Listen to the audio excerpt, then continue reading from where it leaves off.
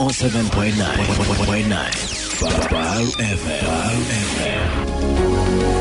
Mokutu agwa 17 katonyeze mwenda The Pearl of Africa Radio yoneno mokwano gwange jori josinziro kulabika ngo tumbudde amachago nakulu n'olwalero mokwano kwenyongero kulabika nti nkwaniriza nkomye obutesa ganga mpisi ya sempa ate tongera okubanga mokwano gwange tutambula fena sawa biri namba bingi betugenda okongera okulabika nga mukono gwange tutegeera kasokiriza n'ofuna ekiramuso okuveno jendi assalamu alaikum wa rahmatullahi wa barakatuh yenza mazukulu wa Solo Sonko Musa atereddewo tongera okubanga tambula fena abali ku nguudo ez'Ingereza Fuluma Kampala nnaku z'omwezi ziri 3 omwezi mukwano gwange ogwokutaano mwaka 2024 lunaku lwakutaano okkiriza bukiriza ne tongera okulabika nga tuvuga ensi ya Allah ekitiibwa bingi byetaaga okulabika nga mukwano gwange obitegeera okuva ku nguudo ez'Ingereza Fuluma Kampala wakati mukongera okulabika nga twetoloola ensi yonna olunaku olwaleero mukwano gwange lwe lunaku lwe tugenda maaso n'okubanga tujja gweza bannamawulire lwe lunaku lwe tugenda maaso n'okubanga tujja gweza bannamawulire ng'ennaku z'omwezi 3 omwezi gubeera gwakutaano World Press Freedom Day olunaku olwaffe bannamawulire wakati mukongera okulabika nga tutunuulidde eddembe lyaffe mu ngeri gye tugenda maaso n'okubanga tukolamu emirimu we tutuukedde olunaku luno olwaleero ng'ebintu bingi ebitatambula bulungi naddala mu sekita yaffe n'ey'abamawulire sekita yaffe y'abamawulire si nnungi ensi yonna artist mukwano gwange bannamawulire abamu tebatwalibwanga kikulu ogenda kwongera okulabika ng'otegera waliwo ensi ezimu ezisinza okwongera okulabika nga mukwano gwange teziwadde kitiibwa bannamawulire naye nga bannamawulire mukwano gwange mpagi nnene eri ensi eno wakati mukongera okulabika nga twogerera abo batasobola kwogera bannamawulire wabeera oyina abalala bwokiikirira enkuyanja n'enkuyanja abatasobola kubaako kye boogera munnamawulire afaayo nnyo okutegeeza ensi biki ebigenda mu maaso kakati ogenda kubanga otegeera wetutuukedde olunaku luno olwaleero nga bannamawulire bangi abattiddwa mu nsi yonna ngenda nakkubuulira mwaka ki ogwali gusinze okufiira mu bannamawulire ogenda kutegeera bannamawulire mu mawanga ag'enjawulo ensibwamu gye basibiddwamu nti wetutuuse okujaguliza olunaku luno olwaleero n'okulaga ebyo ebitunyiga n'ebyo bye tusobodde okutuukako waliwo bannamawulire bannaffe nga batemeza mabega wa mitayimbwa olw'ensonga ez'enjawulo ogenda kukkiriza bingi betugenda okubanga tutegeera katayimu nja kawayo nga kaffe k'amawulire otegeera ebifa mu nsi ez'enjawulo nti nange kennyini kati guno omulimu gwenkola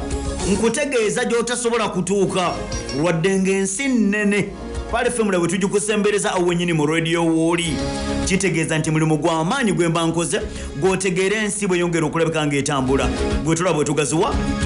nsinzira ku Coronation Road plot number 10 Perman Gardens okulira na House of Zakandi Wakfu Uganda mukwano gwange wetusinzira wano gemaka gaffe katekeriza mukwano gwange mu dakika 12 ziyise ku ssaawa 4 nkusinye ebimu ku ebyo mukwano gwange biri mu nsi muno abasajja bamanyiddwa nga Abayisirayiri balumbye Isirayiri erumbye wabweru w'ekibuga kimanyiddwa nga Damascus kibuga kikulu kya ggwanga mukwano gwange lya Syria Isirayiri bwetu bwegenze maaso n'okwongera okulabika ng'erumba wakati mu kuba nti Isirayiri erumbye mu wabweru w'ekibuga Damascus ekya Syria monango geno okukakana waliwo ekibinja ky'abalwanyi ekisinziira munda mu ggwanga era Iraq ne balumba ne bakuba ebitongole ebya Mossad mu kibuga Tel Aviv ekubiddwa emu ku kitundu aba Mossad we bawangalira ewali centers zaabwe batereka ebyo information yonna ekwatagana ku nsi ez'enjawulo abasajja bakasusa emizinga n'egikubawo kibuga Tel Aviv akadde kano mukwano gwange embeera si nnungi kyokka njogera bino gompuliriza obunkenke bwongedde okulabika ngera bweyongedde munda mu ggwanga era Isirayiri baba Isirayiri ku luno lubakeredde Isirayiri ku Burundi guno mukwano gwange bubakeredde kiki anti kooti y'ensi yonna olunaku olwaleero eteekeddwa okulabika ng'etuula ku kusinziira ku Kalimu Kaani wakati mukongera okulabika nti mukwano gwange ono esaba wabi wa kooti y'ensi yonna ku kunoonyereza okugenza maaso n'okubanga kukoleddwa Benjamin Netanyahu mweraliikirivu nnyo n'embeera nga kati nga bwetambula era wano gwalabulidde nega nti Isirayiri egambye singa Palestine bawalawala Isirayiri kooti y'ensi yonna nega nti Isirayiri egambye egenda kubonereza Palestine nga tennagibonereza akabinja k'abalwanyi okuva mu ggwanga erya Iraq bakubye wali ebitongole bya Mossad. Lwaki tokkiriza ntandikirawo? Ebisigane njabbe kwa musawe ey'okubiri kubanga essaawa ey'okubiri gali wano gatogananga bukolwa mangi. Omurasha kyakoze tanka z'abanne, kyakoze air defense system z'abanne taziwadde kitiibwa. So nga n'Omuchina yongedde okulabika nga asaba okuludde. Omusajja amanyiddwa ng'Omuchina namba 3 mu nsi yonna mu maanyi ag'amagye asaba okuludde aircraft carrier. Ngenda kubulira ebitendo byayo aircraft carrier eno ogitegeere maanyi ga musajja amanyiddwa ng'Omuchina. Byonna mbirina wano okkiriza mukwano nga ntandikira mu Rwanda lwe Gaza, tutandikira mu basajja bamanyiddwa nga Abayisirayiri n'embirimbiri gwe bongedde okulabika nga babatuttemu. Report in depth. New video today from Israel's military claims to show. You tell us your side of the story. Hamas has underground tunnels and basements, but they sure know how Pal to torture. FM News and your world. Behind every statement, there is a bigger story. Get the bigger and real story. This is Pal FM. Ensonga ey'omuntu katika tugigwennyalwe tugitegeere tugiyingire munda tugisensule ensonga ey'omunda wano mu The Inside Story kati weesibe enkuba onywere.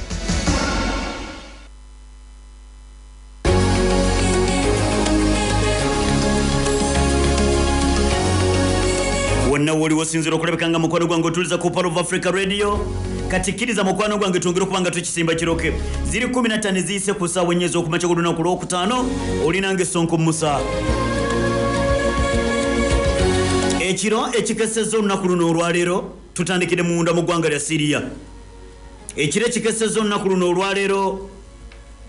Israeli ng'esinzira mu kitundu ekya Golan Heights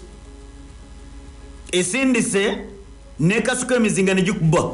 okumpi n'enjegoyego z'ekigo ekikulu Damascus ekigo ekikulu ky'eggwanga erya Syria. Batutegeeza nti bapigana gye b'eggwanga erya Syria 8 abo boka tebapooca na biwundu. Bapigana gye 8 b'eggwanga erya Syria bano bapooca na biwundu olw'oluvannyuma lw'ennyonyi z'eggwanga erya Israeli okwetika emizinga ne batandika okubanga bagiwerekereza mu kitundu okumpi n'ekibuga ekimanyiddwa nga Damascus. Israeli ennyonyi zaayo ezijja mu kitundu ekimanyiddwa nga Golan Heights n'etandika okwongera okulabika ng'erumba. Saawa zibadde obudde bubadde bukya n'erumba n'ekuba. Ag'omunda gongera okulabika nti gajja nga gategeeza nti waliwo ebintu eby'enjawulo ebyonooneddwa mu ggwanga erya Syria. Era bategeeza wano nti mu maserengeta g'obugwanjuba bw'ekibuga Damascus we wabadde enjega eno. Era nga wano abasajja bamanyiddwa nga Abayisirayiri babadde balina be baagala okwongera okulabika nti batirimbula n'okusaanyaawo. Kino nno nga kiddiridde mu nnumba zonna ezigenda maaso n'okubanga zikolebwa era eggwanga erimanyiddwa nga erya Israeli. Jjukira byonna bino bitandika kulabika nga bitandika ng'ennaku z'omwezi lumu ennaku z'omwezi 7 omwezi ogw'Ekkumi 2023 amagye g'eggwanga erya Israeli batutegeezezza nti bakozesezza ezimu ku nnyonyi ennwanyi ne basalawo ne batandika okubanga bazisindika okukuba munda mu ggwanga erimanyiddwa nga erya Syria. Kusinziira ku mukutu ogw'amawulire Sana News, ggwanga lya Syria bategeeza nti security systems ezisogezezzaako okusobola okulabika nti zitateegyemu ku mizinga egy'enjawulo naye olw'okuba nti zibadde zesudde ekibuga Damascus waliwo ebintu ebyonooneddwa naddala ku ground wansi ku ttaka. Okunoonyereza ko kyakolebwa lwaki Israeli ekedde kulabika nti mukwano gwange bwetyo bwekola okwongera okulabika ng'erumbye mu kitundu kino. Jjukira nti bino byonna we bituukidde okulabika nti mukwano gwange bituuse waliwo obulumbaganyo obwakolebwa ng'ennaku z'omwezi lumu. Mwezi gwali gwa 4 mwaka 2024 abasajja bamanyiddwa nga Abayisirayiri bwe bagenda mu maaso n'okubanga balumba ekitebe ky'eggwanga lya Iran munda mu ggwanga erya Syria era ogenda okukkakana abantu 13 ne bafa munnange ogenda okukkakana omusajja amanyiddwa nga mu Iran n'agamba sijja genda mu maaso n'okwongera okulabika nga ntuula butuuzi bwotyo sebo tokiyita abakimpe enkyekubire era ogenda okukkakana munnange abasajja bamanyiddwa nga Abairani bwe batonga ennaku z'omwezi 13 omwezi ogwokuna ge tukubya amabega ne bakola mukwano gwange enkoko ekikola abaana baayo n'etandika okwongera okulabika nga ekasuka emizinga 300 biramba ne drone ze zaali soba mu 8 Omuyisirayiri n'ategeera nti okufumba sekwota kati Isirayiri n'egenda mu maaso okubanga wayita ennaku ntono n'esobola okulabika nga eyagala okulabika nga eyanukula Abamerika ne bagiga nti munnange tewandiyanukudde kubanga era Isirayiri bwe yagenda mu maaso n'okubanga mukwano gwange esindika egimu ku mizinga gisobola okulabika nga gikuba ezimu ku nfa z'eggwanga erya Iran wegenda mu maaso n'okubanga etereka ebyakulanyisa abasajja aba Iran munnange babasanga balaba era ogenda okukkakana nga Iran esobodde okulabika nti ebase egimu ku mizinga omusajja Omuyisirayiri gye lyagenze mu maaso n'okubanga akasuka akabanga kabadde kongedde okulabika nga katambudde Isirayiri bwetobekedde amakya g'olunaku luno olwaleero Iran nga tennaba kwongera okulabika nga mukwano gwange yanukula kakati ku kusinziira Isirayiri egamba nti wabaddewo abalwanyi ab'enjawulo ababadde basinziira okuva munda mu ggwanga erya Syria nga baagala okulabika nga bakasuka okukasukira emizinga era eggwanga erya Isirayiri bwetonekera ku makya g'olunaku olwaleero kwongera okulabika nga mukwano gwange erumba bapigana gye b'eggwanga erimanyiddwa nga erya Syria bwe batu 8 bwe bagenze maaso n'okubanga bafunye ebisago kakati nno munnange byonna ebyo nga obiwulira eri gwe ali ku Power of Africa Radio okuva munda mu ggwanga erimanyiddwa nga erya Iraq abasajja ne bagamba nedda ejjogolize liri egenda maaso n'okubanga ekola ekyo kimala mawulire agongera okulabika nti gajja mukwano gwange eri gw'omulungi atuliza tuli mu Middle East bannange Middle East bwate bwayongedde okulabika nga akedde ku kusinziira ku mawulire agongera okulabika nti mukwano gwange gajja amakya g'olunaku luno olwaleero batutegeeza nti abasajja abamanyiddwa nga munna waliwo ekibinja kyabalwanyi kisinziira munda mu ggwanga erimanyiddwa nga munnange erya Iraq eno nno gye basinzidde ne bagenda mu maaso n'okwongera okulabika nga mukwano gwange baga nti nedda ekimala bwe bato bayingidde munda mu bisenge by'amakolero g'entalo ne bajjayo ebyokulwanyisa giyita egimu ku mizinga ne bagenda mu maaso n'okuba nga bagikasukirira omusajja amanyiddwa nga Omuyisirayiri batutegeeza nti ekitongole ekya Mossad kitongole ky'abakesi ekyo kitongole mukwano gwange ekyabakesi mu ggwanga lya Isirayiri kikettera ddala tebasobodde kuketta muzinga guno nga gujja bategeeza nti abasajja basobodde okulabika nga bakasusa emizinga gibadde 3 miramba era gino gisobodde okulabika nga gikubye abasajja bamanyiddwa nga Abayisirayiri ewaluma mu kibuga Tel Aviv ekyo nno ekibuga kikulu kya ggwanga lya Isirayiri amawulire agongera okulabika nti gajja jjukira nti Iran erina ebibinja ebyenjawulo ebyongera okulabika nti mukwano gwange birwanira ebweru w'eggwanga erimanyiddwa nga erya Iran erya abalwanyi abava munda mu ggwanga erimanyiddwa nga erya Syria eyo gye bali munda mu ggwanga erimanyiddwa nga munnange erya Iraq omusajja amanyiddwa nga Omuyirani ayinayo mu ggwanga lya Yemen mu kibuga ekimanyiddwa nga Sana eyo nno mukwano gwange bagenda mu maaso n'okuba nga balumba munda mu ggwanga erimanyiddwa nga erya Lebanon omu Hezbollah mumanyi Hassan Saidi Nasrallah eyo nno gyasinzira okwongera okulabika nga ayinayo ekibinja kye ne bagenda mu maaso n'okwongera okulabika nga balumba kati amakya g'olunaku olwaleero Isirayiri ebadde ekyagenda mu maaso n'okuba nga edda mu ddoyidoyi ndeera ewunya amalusu abasajja bagisiizaamu omuzinga era batutegeeza nti ekitongole ekya Mossad bwe kityo bwe kigenze mu maaso n'okwongera okulabika nti mukwano gwange kikoseddwa tekinnategeerekeka bintu biyinza kuba bifaanagana bitya ebiyinza okwongera okulabika nti mukwano gwange bino byokeddwa abasajja bakedde bayisaamu lwokyo bakedde kubayisaamu lwokyo kyokka n'ebyo biwulira byonna ebyo mukwano gwange obiwulira mu program The Inside Story munda mu bisenge by'amakolo g'entalo okutya okwamanyi kwongedde okulabika nga kuzze mu mutima gwa Benjamin Netanyahu saawa yonna kooti y'ensi yonna enabikanga yayoganye okuwuliriza essimu ya pulezidenti w'eggwanga erya America Joe Biden jjukira nakugambyeko olunaku olwajjo yagenze mu maaso n'okuba nga agamba kooti y'ensi yonna temulina mateeka temulina buyinza busobola kulabika nti mukwata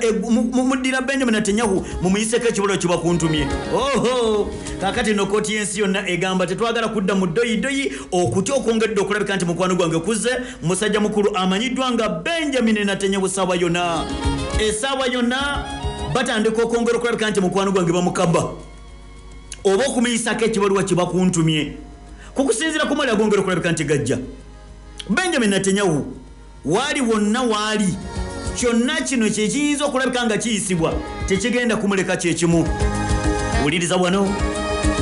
Kubikolwa ebigenze maaso n'okwongera okulabika nga bikoleddwa munda mu ggwanga era Palestine naddala mu kitundu eky'olwannanda lw'e Gaza munnange ensi yonna egenze maaso n'okwongera okulabika nga ekitunulidde wabula okusinziira ku kunoonyereza okugenda maaso n'okuba nga kukolebwa akooti y'ensi yonna mu kwandigonge ku kusinziira ku mawulire agajja batutegeeza nti Benjamin Netanyahu n'abakungu abalala olunaku olwaleero ekibaluwa kye bakuntumye kyanditandika okulabika nga kiyisibwa mu abo mwe muli musajja mukulu Benjamin Netanyahu prime minister w'eggwanga erya Isirayiri.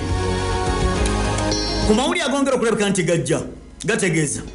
mulimu bannabyabufuzi mu ggwanga erya Isirayiri n'abo abali mu byamagye nga kabejja waabwe mukama waabwe ye prime minister Benjamin Netanyahu. Kooti y'ensi yonna International Criminal Court batutegeeza nti batandise bakoze okunoonyereza okumala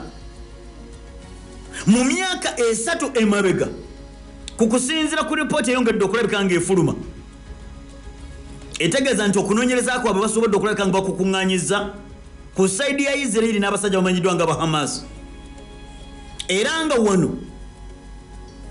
ku kusinziira ku kooti y'ensi yonna ku mawulire agongera okulabika nti gajja gategeeza nti singa bukya ku makya olunaku ng'olwaleero nga kooti y'ensi yonna eyisizza arrest warrant kitegeeza nti Benjamin Netanyahu si yajja okuba nga asoose mu nsi yonna okulabika nga ateekebwako ekibaluwa kino waliwo n'abalala abaali bateekeddwako ekibaluwa kino nga gye buvuddeko abaddeyo akasembayo ye omunene mu banene w'eggwanga erya Russia bamuyita Vladimir Putin. Yali alina okugenda munda mu ggwanga erya South Africa yagenda namba 2 ye president asinga okukumibwa mu nsi yonna ekyo obadde tokimanyi. Vladimir Putin mukulembeze wa ggwanga erya Russia myaka 71 ye president asinga okuba n'obukumi mu nsi yonna mu mmotoka mwatambulira yeeyo omukulembeze w'eggwanga erya Uganda ati si yagitulamuko. Putin ye president asinga okuba eggwanga lyafugala eggwanga lisinga okuba nga ddene mu nsi yonna. Kooti y'ensi yonna si memba wa kooti y'ensi yonna naye sebo memba kooti y'ensi yonna yayisa nega nti yenna mwaga muwanga 124 ga memba gwa kooti y'ensi yonna singa Putin ajanga azunga ajage na maso n'okubanga asotya bw'omumukwati gwanga kiraze mu South Africa kamata wiyo kakati ku kusinziira ku mawulire gajja naga nti owange saagala kulabika nga ndisikinga ogenda okukakana Putin ati yalabika yasindika musajja mukulu muzeeyi wa kazi namukadde Sergei Lavrov namugage no nchikire sikulanga abaana bamputa nga akasupu k'enkoko akamambu omulala yayisibwako ekibalo kino kye bakuntumye kana Muammar Gaddafi omugenzi owa Libya kooti y'ensi yonna sibonega nti wetumwetaaga. Joseph Kony ne gyali kati bamuwenja kooti y'ensi yonna yamuteekako ekibalo kye bakuntumye. Omar el-Bashir lwakulabika nti mulwadde naye kooti y'ensi yonna kati Benjamin Netanyahu era si yasoose ne yaliko president w'eggwanga ya Yugoslavia Slobodan Milosevic. Kati kitegeeza nti ne Benjamin Netanyahu naye kisoboka wabula senga kinaagenda maaso n'okubanga kiteekebwa mu nkola n'ateekebwa ku lisiti yaabo abalina okwongera okulabika nti bakwatibwa. Kino kijja kwongera okulabika nga ye kennyini erinnya liba lyonooneddwa ne bana abalala abannabyabufuzi munda mu ggwanga eramanyiddwa ng'erya Isirayiri. Lunaku lwaleero ku mawulire agongera okulabika nti gajja gategeeza nti enteekateeka zigenda maaso n'okuba nga zikolebwa era enkiiko zigenda maaso n'okuba nga zitula ku kusinziira ku ssaabawaabi wa kooti y'ensi yonna bamuyita Karim Khan. Karim Khan yadda mu bigere by'omukyala Fatou Bensouda. Jokera nti Fatou Bensouda yagenda maaso n'okwongera okulabika nga atandikawo enteekateeka naga nti katutandika okuba nga tukola okunoonyereza ku ggwanga lino erya Isirayiri. Omuyisirayiri n'Omumerika naga nti gwe obadde ki era ogenda okukkakana omukyanga bamutaddeko embago ziyite nnate bwa toddamu kujja mu ggwanga lya Amerika mu ggwanga lya Isirayiri naye ng'alina okunoonyeza ku yali akoze. Kati amanyiddwa nga Karim Khan ssaabawaabi wa kooti y'ensi yonna agamba tewaliwo gwe tutasobola kulabika nga tuwa ebbaluwa eno olw'ensonga bw'oba tolina kye wakola lwaki okutandika okomplayininga. Ku kusinziira ku mawulire agongera okulabika nti gajja musajja mukulu ono Karim Khan yasobola okulabika nti mukwano gwange agenda naye kennyini okusobola okulabika nga okola okunoonyereza mu lwannanda lw'e Gaza. Bino bigenza okutuuka olunaku luno olwaleero ng'ennaku z'omwezi 7 omwezi ogw'Okumi mwaka 2023. Bino byagenza okutuuka nga already emyaka 3 emabega abasajja abamanyiddwa nga munnanga abakooti y'ensi yonna batandika okukola okunoonyereza. Kino kigenza okutuuka nga Karim Khan yatandika okwongera okulabika nga agenda mu kitundu ekya West Bank mu December n'atunuulira byonna ebiriyo n'abuuza abamu ku bantu abafiiriddwa abantu baabwe bigenda mu maaso n'okwongera okulabika nga bivaayo nga birebeka byoleka nti Benjamin Netanyahu ne ttiimu ye balina kye bazza. Karimu Khan agamba bw'obanga tolina musango guwazizza toyinza kulabika nga weegaana era toyinza kulabika nga ogamba nti ate BCD ripooti oba zifulume kubanga gwoba tolina kyomanyi. Agamba nti naye bw'obanga olina kye wakola abagamba nti tebalina kye bakola lwaki mukompuleyininga muleka ofiisi evunanyizibwa kukola okunoonyereza ekola okunoonyereza kwabwe oluvannyuma ejja bafulumiza ekibalo wagaye nti kakati Benjamin Netanyahu mukwano gwange ali mu kaseera akatali kangu wakati mukongera onaagamba Karimu Khan agamba nti tuteekeddwa okugoberera amateeka g'ensi yonna obutatyobola ddembe lya buntu international law. Amateeka go tulina okugagoberera kasita ogavvoola either oli memba oba toli memba ffe tukusaavinga ne tukikuba ekibaluwa gwokiwulira muli munda ekibaluwa ffe tukikuwa kubanga oba otyobodde amateeka g'ensi yonna. Abantu bangi abafudde mu Rwanda lw'e Gaza olutuukedde olunaku luno olwaleero 3.3 be baakafa mu Rwanda lw'e Gaza. Kati kontinensi yonna egenda kutuula. Nkugambye nti Benjamin Netanyahu yakubira president w'eggwanga lya Amerika namugamba nkwegayiridde bayimirize stop them naye nga bastopping obamanyi naye nga si memba wa kooti yansi yonna n'Omumerika si memba wa kooti yansi yonna. Akati n'omunnange gamula gongera okulabika amugamba nti bastopping bayimirize. Akati no bagamba okuyimirizwa leero kooti etuula. Era Karimu Khan Ssaabawobi wa kooti yansi yonna agambye tulindirira bulindirize ffe tusobole okulabika nga tukifulumya ekibaluwa omulabirako Benjamin Netanyahu nga ajja atambula mu kooti ajja atambula mu mawanga agamemba ga kooti y'ensi yonna ffe mu mutwe buwi. Defense Minister w'eggwanga erya Isirayiri n'abamu ku bakungu amannya gagenda kufuluma. Ojja kuwulira nno olaba wano kugambye nti Putin yekayeka yakaawa agamba nti akansigalewo nga n'okutambula takyagala kutambula kufuluma kubo noga nti Putin fuluma koko wabweru nti ani akusesa naalwawo okufuluma mu ggwanga erya Russia. Kakati n'omunange Benjamin Netanyahu agambye singa kooti y'ensi yonna eyisa ekibaluwa kiraga nti amannya ne gafuluma nti ono n'ono yeetaagibwa bagambye tugenda kubonereza eggwanga erya Palestine tugenda kubonereza eggwanga erya Palestine mwe abatasobola kusirika basirike kyo ku bantu abafudde. Lwaki tokkiriza n'enkuumuzamu n'enzija netwongera okubanga mukwano gwa ntambula fyonna ate mu studio ninawo omugenyi lise naye abiwoomerwa andi lugendo tubagamba tubiweereza eyo noga nti kakati neddala naye nange nsobola okubeera nga gundi osobola bwakkiriza mukwano gwe nkuumuzeemu oluvannyuma nzije n'omugenyi ono ate twongera okubanga mukwano gwange tutambula ffenna. Amerika n'eggwanga erya Russia basinkanye munda mu ggwanga erya Niger. Secretary of State wa ggwanga erya America Anthony Blinken agambye nti kisoboka kikafuwe kigwegala mberikoni America bamugobe munda mu ggwanga erya Niger. Eggwanga lya Russia lyasayininze endagaano n'abasajja bamanyiddwa nga Niger babagambye mugende mu base Omumerika gy'abadde awangaliramu. America ate tebannabakoleka nga basemamu ebyanguwa Abarussia ne basongeraga mujje mu buzina bwammwe obutwale wammwe. Kiki ekyensigika